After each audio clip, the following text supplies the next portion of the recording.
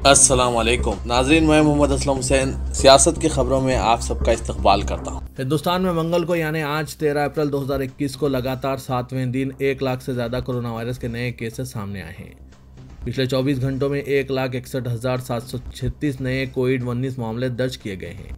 ऐसा लगातार तीसरा दिन है जब मुल्क में एक दिन में 1.5 लाख से ज़्यादा मामले सामने आए हैं। पिछले 24 घंटों में 879 मौतें भी हुई हैं।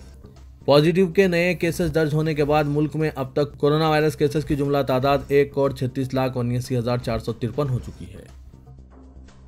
सुप्रीम कोर्ट ने कुरान मजीद से 26 आयत को हज़फ करने की दरख्वास्त को हद दर्जे गैर संजीदा करार देते हुए न सिर्फ खारिज कर दिया बल्कि दरख्वास्त गुजार गुस्ताख मलून वसीम रिजवी को 50,000 रुपये का जुर्माना भी आयद किया।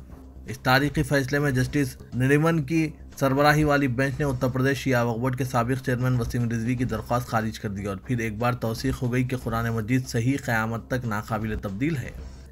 जस्टिस नरीमन ने कहा कि यह मुकम्मल तौर पर गैर संजीदा रट पिटिशन है। केस की समाअत के दौरान जस्टिस नरीमन ने पूछा कि क्या दरख्वास्त गुजार इस दरख्वास्त के बारे में संजीदा हैं और ये भी पूछा कि क्या आप दरख्वास्त की समाअत पर इसरार कर रहे हैं, क्या आप वाकई संजीदा हो। कुरान मजीद के खिलाफ गुस्ताखी करने वाले वसीम रिजवी की पैरवी करते हुए सीनियर एडवोकेट RK रॉय ज़ादा ने जवाब दिया कि वो मदरसे तालीम के जवाबित के लिए अपनी दरख्वास्त महदूद कर रहे हैं। इसके बाद इसने अपने मुवक्किल का मौक़िफ़ पेश किया जिससे बेंच मुतमईन नज़र नहीं आया और उसने 50,000 रुपये जुर्माना आयद करते हुए दरख्वास्त खारिज कर दी। मरकज़ ने दिल्ली हाई कोर्ट को बताया है कि निज़ामुद्दीन मरकज़ की मस्जिद को माह रमज़ान के दौरान इबादत के लिए खोला जा सकता है। जस्टिस मुक्ता गुप्ता के इजलास पर मरकजी हुकूमत ने यह मौक़िफ़ इख्तियार किया। वक्फ बोर्ड ने दरख्वास्त की है कि निज़ामुद्दीन मरकज़ को खोल दिया जाए जहां गुज़िश्ता साल कोविड-19 वबा और लॉकडाउन के दरमियान तबलीगी जमात का इज्तिमा हुआ था, जिसके बाद 31 मार्च को इसे बंद कर दिया गया था। 24 मार्च को मरकज़ ने कहा था कि वक्फ बोर्ड की जानिब से मुंतखब 50 अफराद को शब बरात के दौरान मस्जिद में नमाज की इजाज़त दी जा सकती है। हिंदुस्तान में कोरोना केसों में इजाफे के दरमियान सदर कांग्रेस सोनिया गांधी ने वज़ीर-ए-आज़म नरेंद्र मोदी से अपील की है कि वैक्सीन बनाने वाले तमाम उम्मीदवारों के टीकों को इस्तेमाल की इजाज़त दी जाए और इस सिलसिले में ज़रूरी मंजूरी दी जाए। उन्होंने उम्र की बुनियाद पर नहीं बल्कि ज़रूरत की बुनियाद पर तमाम अफराद को टीका देने पर जोर दिया। कांग्रेस ज़ेर इख्तियार रियासतों के वज़राए आला के साथ एक इजलास के बाद वज़ीर-ए-आज़म को ख़त लिखते हुए सोनिया गांधी ने कहा कि तमाम अहल शहरियों को फ़ीकस 6,000 रुपये दिए जाएँ ताकि वो कोविड-19 वबा की रोकथाम के लिए आयत तहदीदात से पैदा बहरान से निमट सके। इलेक्शन कमीशन ने मगरबी बंगाल की वज़ीर आला और तृणमूल कांग्रेस की सरबराह ममता बनर्जी पर 24 घंटों के लिए इंतखाबी मुहिम में हिस्सा लेने पर पाबंदी लगा दी है। फिर वाराना नवियत के एक बयान के लिए इनके खिलाफ ये कार्रवाई की गई है। कमीशन ने एक हुक्म में कहा कि वो ऐसे बयानात की मजम्मत करता है जिनसे रियासत में नज़्म व कानून के मसाइल पैदा होते हैं। कमीशन ने ममता बनर्जी को मशवरा दिया कि वो इस तरह के बयानात देने से गुरेज करें। इस दौरान ममता बनर्जी ने कहा कि वो मंगल को इलेक्शन कमीशन के इस फैसले के खिलाफ कोलकाता में धरना देंगी। वज़ीर-ए-आज़म नरेंद्र मोदी ने कहा कि मगरबी बंगाल की वज़ीर आला और तृणमूल कांग्रेस की लीडर ममता बनर्जी नंदीग्राम में क्लीन बोल्ड हो गई है और बंगाल में इनकी इनिंग्स खत्म हो गई है। वो मुख्तलिफ मुकामात पर इंतखाबी जलसों से खिताब कर रहे थे। मोदी ने इल्ज़ाम लगाया कि ममता बनर्जी ने लोगों को ड्यूटी पर मामूर मरकजी दस्तों के खिलाफ उकसाया है। मरकजी वज़ीर दाखिला अमित शाह ने दावा किया है कि मगरबी बंगाल असेंबली इंतखाबात के पहले 4 मराहिल में 135 सीटों में से बीजेपी बयानों पर आगे है।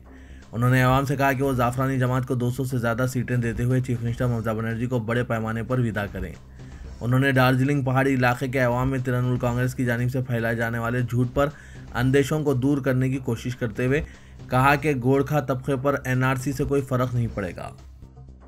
बंगाल बीजेपी के सदर दिलीप घोष ने यह वार्निंग देते हुए एक तनाज़ा पैदा कर दिया है कि कोच बिहार जैसी मजीद हलाकतें हो सकती है। इस बयान के एक दिन बाद पार्टी के सीनियर लीडर राहुल सिन्हा ने कहा कि मरकजी दस्ते अगर चाहे तो ज़िले में धांधलियों की कोशिश को नाकाम बनाने के लिए 4 से ज़ायद अफराद को गोली मार सकते हैं। घोष ने कहा कि असेंबली इंतखाबात के आइंदा मराहिल में अगर शरीर लड़के कानून अपने हाथ में लेने की कोशिश करेंगे तो कोच बिहार जैसी मजीद हलाकतें हो सकती है।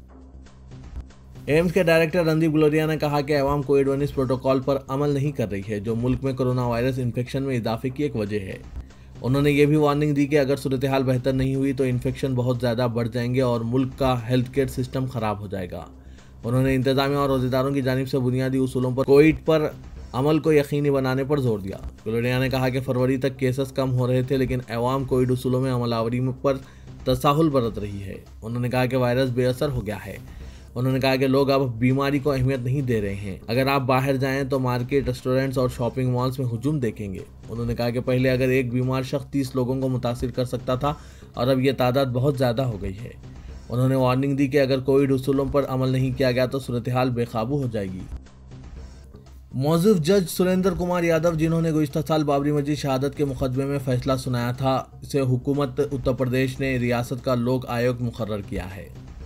यादव ने सीबीआई खुसूसी जज के तौर पर 30 सितंबर 2020 को फैसला सादिर करते हुए बाबरी मस्जिद की शहादत में मुलविस 32 मुलजिमीन, जिनमें बीजेपी के सीनियर कायदीन जैसे एल.के. अडवाणी, मुरली मनोहर जोशी, उमा भारती और कल्याण सिंह वगैरह शामिल थे, इनको बाइज्जत बरी कर दिया था। रियासती गवर्नर ने 6 अप्रैल को मौजूद जज यादव को रियासत का तीसरा लोक आयुक्त मुकर्रर किया है। मुल्क में कोरोना वायरस की सूरत हाल दिन ब दिन खतरनाक शक्ल इख्तियार करती जा रही है। हर दिन बड़ी तादाद में नए कोरोना केसेस सामने आकर रिकॉर्ड तोड़ रहे हैं। इस दरमियान सुप्रीम कोर्ट से बड़ी खबर सामने आई है, जिसमें जराये से मिली इत्तला के मुताबिक सुप्रीम कोर्ट के 50% स्टाफ कोरोना वायरस से मुतासिर पाए गए हैं। ऐसे में एहतियात के तौर पर सुप्रीम कोर्ट में हो रही सभी समाअत अब वीडियो कॉन्फ्रेंसिंग के जरिए की जाएगी। सभी जज इस दौरान अब घर से ही काम करेंगे। अरब और मुतअद्दिद दीगर मुस्लिम मुल्कों में हुक्काम ने कोरोना वबा के मद्देनज़र रमज़ान के दौरान इबादत और इफ्तार वगैरह के हवाले से खुसूसी हिदायतें जारी की हैं। उम्मीद है कि अरब, अमेरिका और यूरोप के मुतअद्दिद मुल्कों में रमज़ान मुबारक का आगाज़ हो चुका है, जबकि दुनिया के बकिया मुल्कों में चारशुबे से रोज़े शुरू हो जाएंगे। ये मुसलसिल दूसरा साल है जब कोरोना वायरस के बहरान के दौरान मुसलमान रमज़ान के रोज़े रखेंगे और दीगर खुसूसी इबादत अंजाम दे रहे हैं। कोरोना वायरस के इन्फेक्शन को काबू में रखने के मकसद से बेशतर मुल्कों ने मसाजिद में नमाजियों की आमद पर मामूल की गुंजाइश से 20 से 30% कमी की नाफिज कर दी है। मस्जिद में आने वाले तमाम लोगों के लिए मास्क पहनना लाजमी कर दिया गया है। इसके अलावा मसाजिद से बाहर हुजूम कम करने के मकसद से रिवायती इफ्तारी और सहरी के प्रोग्रामों पर पाबंदी लगा दी गई है। इस बंदिश की वजह से ऐसे हाजतमंद अफराद काफ़ी मुतासिर होंगे, जिन्हें रमज़ान के दौरान बिलउमूम इफ्तार और सहरी बसहूलत और मुफ्त में दस्तियाब हो जाती थी। तहाँ मुत्तहिदा अरब इमारत जैसे बाज़ ममालिक ने गरीब और ज़रूरतमंद अफराद को इफ्तार इनके घरों तक पहुँचाने का नज़्म करने का वादा किया है। बेशतर मजहबी उलमा का ख्याल है कि कोरोना वायरस की सूरत हाल के मद्देनज़र रमज़ान के महीने में घरों में रहकर ही इबादत करना ज़्यादा महफूज रहेगा। मिस्र और सऊदी अरब के मुतअद्दिद उलमा ने फतवा दिया है कि मौजूदा सूरत हाल में इसका हल ये है कि अपने अजीज़ व अक़ारीब के साथ अपने अपने घरों पर ही नमाजें अदा करें। मुत्तहिदा अरब इमारत के सदर शेख खलीफा बिन जायद अल नहयान ने माह रमज़ान के मौके पर मुल्क की जेलों से 439 कैदियों को रिहा करने का हुक्म जारी किया है। इमारत की सरकारी खबर रसा एजेंसी वाम के मुताबिक इमारत के सदर ने रिहा किए गए माली व अजबात को भी तय करने की यकीन दहानी कराई है। शेख खलीफा बिन जायद का इंसानी हमदर्दी की बुनियाद पर किया जाने वाला ये इक़दाम रवादारी और रहमदिली की इक़दार के लिए है, जिसमें इन कैदियों को नए सिरे से ज़िंदगी गुजारने का मौका फराहम करना और इनके अहल खाना और मुआशरे पर मुस्बित असरात पड़ना है। याद रहे कि सालाना बुनियाद पर कैदियों को सज़ाओं में रियायत का ऐलान माह रमज़ान से कबल किया जाता है। तेलंगाना में वैक्सीन की कमी से मुतालिक हुकूमत की तवज्जो दहानी के बावजूद मरकज़ की जानिब से कोई रद्द-ए-अमल ज़ाहिर नहीं किया गया। वज़ीर इंफॉर्मेशन टेक्नोलॉजी के.टी. रामाराव ने मरकज़ के रवैये पर अफसोस का इजहार किया। उन्होंने कहा कि कोरोना वैक्सीन की सरबराही के सिलसिले में मरकज़ को तवज्जो दिलाई गई, लेकिन मरकज़ से कोई जवाब मौसूल नहीं हुआ है। रियासत में कोरोना केसेस में इजाफे के पेश नज़र के.टी.आर. ने अवाम से अपील की कि वह न सिर्फ चौकस रहें बल्कि कोरोना के फैलाव को रोकने में हुकूमत से ताउन करें। के.टी.आर. ने ट्विटर पर मुख्तलिफ शोबे हाय हयात से ताल्लुक़ रखने वाले अफराद के सवालात का जवाब दिया। तारीखी मक्का मस्जिद और शाही मस्जिद में रमज़ान मुबारक के इंतजामात को खतियत देने के लिए प्रोफेसर एस.ए. शुक्र की क़यादत में तश्कील दी गई कमेटी ने आज दोनों मसाजिद का दौरा करते हुए इंतजामात को मंजूरी दी। इफ्तार और तरावी के मौके पर दोनों मसाजिद में कोविड गाइडलाइंस पर सख्ती से अमलावरी का फैसला किया गया है। दोनों मसाजिद में मास्क के बगैर दाखिले की इजाज़त नहीं रहेगी और मुसल्लियों को अपने साथ जानमाज लाने का मशवरा दिया गया है। समाजी फासले के साथ सफ़ों का एहतमाम किया जाएगा। एहतियाती तदाबीर के तौर पर दोनों मसाजिद के हाउस में वज़ू की इजाज़त नहीं रहेगी, ताहम वज़ू खाने के नलों से इस्तेफ़ादा किया जा सकता है। Professor S A. शुक्र और district minority welfare officer Mohammad Qasim ने सुपरिटेंडेंट मक्का मस्जिद अब्दुल खदीर सिद्दीकी के हमरा मरम्मती कामों का जायज़ा लिया। रियासती वज़ीर बल्दी नज़्म के.टी.आर. ने चीफ मिनिस्टर के खिलाफ नाज़ेबा अल्फाज का इस्तेमाल करने वाले बीजेपी कायदीन को सख्त तनकीद का निशाना बनाते हुए कहा कि ये इनके लिए आखिरी इंतबाह है। वज़ीर आला का ओहदा और उम्र का पास व लिहाज रखे बगैर बेलगाम ज़बान में तनकीदें की जा रही है, जिसको मज़ीद बर्दाश्त नहीं किया जाएगा।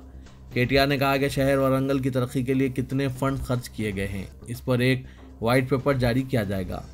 हमने जितने फंड्स खर्च किए हैं, क्या दुगना फंड्स बीजेपी वरंगल की तरक्की के लिए मरकज से ला सकती है? उगादी के एक दिन कबल ही वरंगल शहर को पीने का पानी सरबराह किया जा रहा है।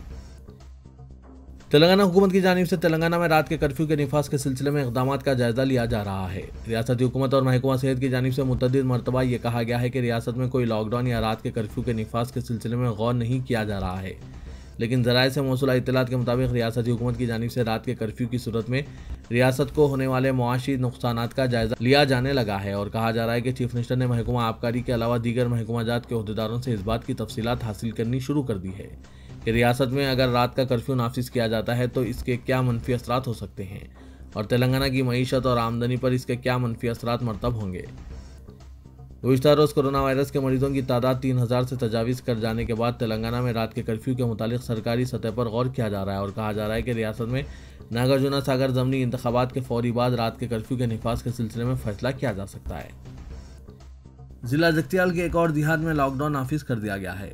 जिले के पेकड़पल्ली मंडल के बुत्तुकुपल्ली मौजा में गुज़िश्ता चंद दिनों से कोरोना के मामलात में इजाफे के पेश नज़र इस गाँव में 2 हफ्तों तक मुकम्मल लॉकडाउन नाफिज करने का फैसला किया गया। इस पर आज से अमल शुरू कर दिया गया है। यह लॉकडाउन इस माह की 26 तारीख तक जारी रहेगा। सरपंच शोभा रानी ने यह ऐलान किया। उन्होंने इस लॉकडाउन के सिलसिले में अवाम से ताउन की ख्वाहिश की। जिला भद्राद्री कुत्तागुड़ा में महकमा जंगलात के अहदेदारों को कबायलियों ने रोक दिया और इनकी दरख्त से बांधकर पिटाई की। ये अहदेदार महकमा जंगलात की अराजी को दोबारा अपनी तहवील में लेने के लिए पहुंचे थे। इनके इस काम में कबायलियों ने रुकावट पैदा करते हुए इनको रोक दिया और दरख्त से बांधकर इनकी पिटाई की।